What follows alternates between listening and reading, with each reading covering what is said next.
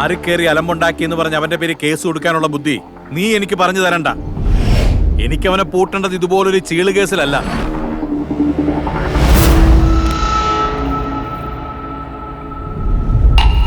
നീയൊക്കെ കൂടി തന്തയ്ക്ക് ലാഭം ഉണ്ടാക്കാൻ പോയിട്ട് നഷ്ടം എത്രയെന്നറിയോടാ? ആ ബാറിന് പഴയ പോലെ ആക്കണമെങ്കിൽ ലക്ഷങ്ങൾ ഇറക്കണം. എടാ, നിന്നെയൊക്കെ കൊണ്ട് 10 പൈസ ഉപകാരം ഉണ്ടോ എനിക്ക്? എന്റെ മോൻ ഇനി ഒരു കാര്യം ചെയ്യണം. എന്തെങ്കിലുമൊക്കെ തിന്നും കുടിച്ചും എവിടെങ്കിലുമൊക്കെ കറങ്ങി നടന്നു. ഞങ്ങളായിട്ടുണ്ടാക്കിയതൊക്കെ ഞങ്ങൾ തന്നെ തീർത്തോളാം.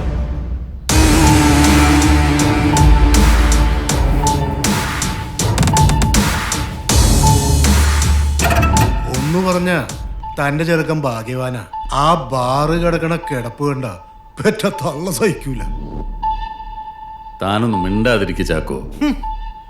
എന്തൊക്കെയായിരുന്നു മണി ലെൻഡറിങ് ആക്ട്, ഓപ്പറേഷൻ ഷൈലോക്ക്, എന്നിട്ട് എന്തു പിന്നാക്കാ നടന്നത്? ഇത് പഴയ കാലമല്ല. സാറിനെതിരെ ഭയങ്കര മീഡിയ അറ്റൻഷൻ ഉണ്ടെന്ന് പറഞ്ഞിട്ട് അന്ന് ഇവിടുന്ന് പോയ CA ഐസക് ഇപ്പൊ എന്തിയേ? ഗുണ്ടായിസോ നിയമം കൊണ്ട് ഇവിടെ ഒരുത്തിനും അവന്റെ ഒരു മുടിയും പറിക്കാൻ പറ്റില്ല. പുറത്തുനിന്ന് ആളെ ഇറക്കി അങ്ങ് തീർക്കാൻ പോവാ. അതിനി എത്ര ചെലവായാലും എനിക്കൊരു കുഴപ്പമില്ല. പുറത്തുനിന്ന് ആളെ ഇറക്കുക, കാശ് കൊടുത്ത് ആളെ തീർക്കുക, ഈ മാതിരി ചെലപ്പൊക്കെ നിന്നെ പഠിപ്പിച്ചത് ആരാന്ന് ഓർത്തിട്ട് മതി എന്നോടിങ്ങനെ ചിലക്കാൻ.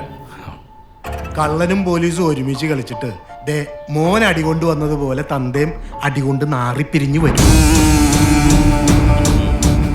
ഇനി കളിക്കലില്ല ചാക്കോ, കളിപ്പിക്കലേ ഉള്ളൂ.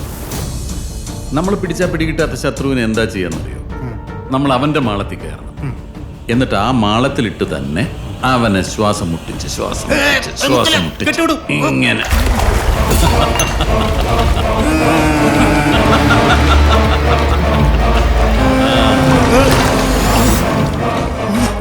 ഒരുപാട് നാവാടിയ ഇതുപോലെ പെടഞ്ഞു തീരും.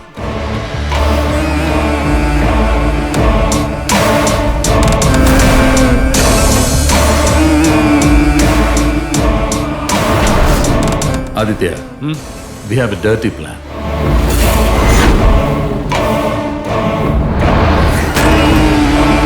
സാറേ, എനിക്ക് പ്രൊട്ടക്ഷൻ വേണം സാറേ, എനിക്ക് പ്രൊട്ടക്ഷൻ വേണം. എനിക്ക് പോലീസ് പ്രൊട്ടക്ഷൻ വേണം സാറേ. കടം കൊടുത്ത കാശ് ചോദിക്കാൻ ചെന്നപ്പോ കള്ളക്കേസിൽ കൊടുക്കാൻ നോക്കി സാറേ. ആ വിഷമം തീർക്കാൻ 2 അടിക്കാൻ ബാറിൽ ചെന്നപ്പോ ഗുണ്ടകളെ വിട്ട് അടിപ്പിക്കാൻ നോക്കി സാറേ. എനിക്ക് പ്രൊട്ടക്ഷൻ വേണം സാറേ, എനിക്ക് പ്രൊട്ടക്ഷൻ വേണം.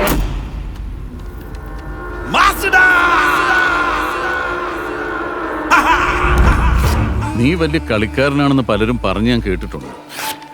കളിച്ച് ഇന്നലെ നീ കൈവച്ചത് എൻ്റെ മകന്റെ ദേഹത്താ.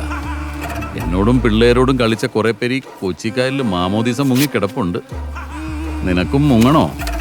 അയ്യോ, എന്നെ ഒന്നും ചെയ്യണ്ട സാർ. എന്നെ വെറുതെ ഒന്ന് ഉപദേശിച്ചാൽ മതി. ഞാൻ ചുമ്മാ അങ്ങ് നന്നായിക്കോളും. നീ പോലീസിന്റെ ശരിക്കുള്ള കളി കണ്ടിട്ടുണ്ടോ? ചെറുപ്പത്തിൽ കുറെ കള്ളനും പോലീസും കളിച്ചിട്ടുണ്ട് സാറേ. നമ്മളെപ്പോഴും കള്ളനാ, അതാ സേഫ്. അതിൽ പോലീസിന്റെ രീതി നിനക്കറിയാവല്ലോ. കണ്ണടച്ച് 1 മുതൽ 10 വരെ എണ്ണും. അതിനുള്ളിൽ കള്ളനോടാവുന്ന അത്ര ദൂരം ഓടും. കളിക്കാവുന്ന കളികളൊക്കെ കളിക്കും. നീ എന്തൊക്കെ കളികൾ കളിക്കുമെന്ന് കാണാൻ വേണ്ടി ഞാൻ ഒന്ന് കണ്ണടച്ചതാ. നിന്റെ ടൈം കഴിഞ്ഞു. ചുമ്മാ ഓരോന്ന് പറഞ്ഞവനെ പേടിപ്പിക്കില്ല സാറേ. അവന് കാര്യം പറഞ്ഞാൽ മനസ്സിലാവും. പിന്നെ ബാറ് വെച്ച് നിന്നെ തല്ലി കൊല്ലാൻ നോക്കിയ കാര്യം, ആ കഥയുടെ കിടപ്പെന്താന്ന് നമുക്ക് മുന്നോർക്ക് അറിയാലോ. ഇനി നീ കിട്ടാനുള്ള കാശിന്റെ കണക്കും പറഞ്ഞ് ഞങ്ങളുടെ ആരുടെയെങ്കിലും മുമ്പിൽ വന്ന് നിന്നാൽ. സാറിന്റെ ബെൻസിന് സൺറൂഫ് ഉണ്ടായിരുന്നു. ഞാൻ ഇന്നലെ രാത്രി അറിയാതെ തുറന്നിട്ടു. ആ പെയ്ത മഴ മുഴുവൻ കാറിനകത്തായി. കഷ്ടമായിപ്പോയി പാവം കാർ. സാറെന്താ പറഞ്ഞ? ഇനി പറച്ചിലില്ലടാ, ചെയ്ത്ത. വേണ്ട സാറേ, വിട്ടുകളാ.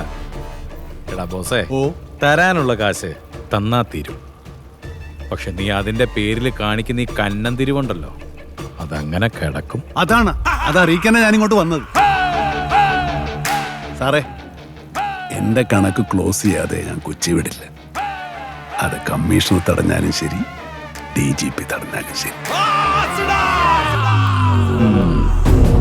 നീ എന്റെ ലൊക്കേഷനിൽ കയറി അലമുണ്ടാക്കിയതും എന്റെ കാറ് കൊണ്ടുപോയതും എല്ലാം കൂടെ കൂട്ടിക്കിഴിച്ച് നിന്റെ കണക്കം ക്ലോസ് ചെയ്തു. നീ ഞങ്ങളോട് കാണിച്ച അഭ്യാസം ഞങ്ങളും അങ്ങ് ക്ഷമിച്ചു.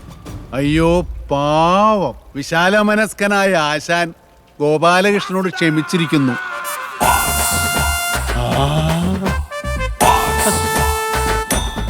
നമസ്കാരം ബ്രോ. നമസ്കാരം ബ്രദർ. എന്റെ സ്വന്തം ബ്രദറിന് എനിക്ക് ഓർമ്മ വരുന്നു. ബ്രദർ ഇത് മേടിക്കാൻ വന്നതാണ്. അതെ ബ്രദർ. എന്റെ പൊന്നു ബ്രദറെ, എന്റെ അവസ്ഥ മനസ്സിലായല്ലോ. നിൽക്കുന്നോ പോകുന്നോ? താങ്ക് യു ബ്രദറെ. Very very welcome. വാടോ. അപ്പോ വിളിക്കാട്ടോ ബ്രദറെ. ഞാൻ ഇതുവരെ ഉണ്ടാക്കിയ നഷ്ടങ്ങളുടെ കൂട്ടത്തിൽ ഇതുകൂടെ ചേർത്ത് അങ്ങ് ക്ഷമിച്ചേരി സാറേ. സുരാൻ,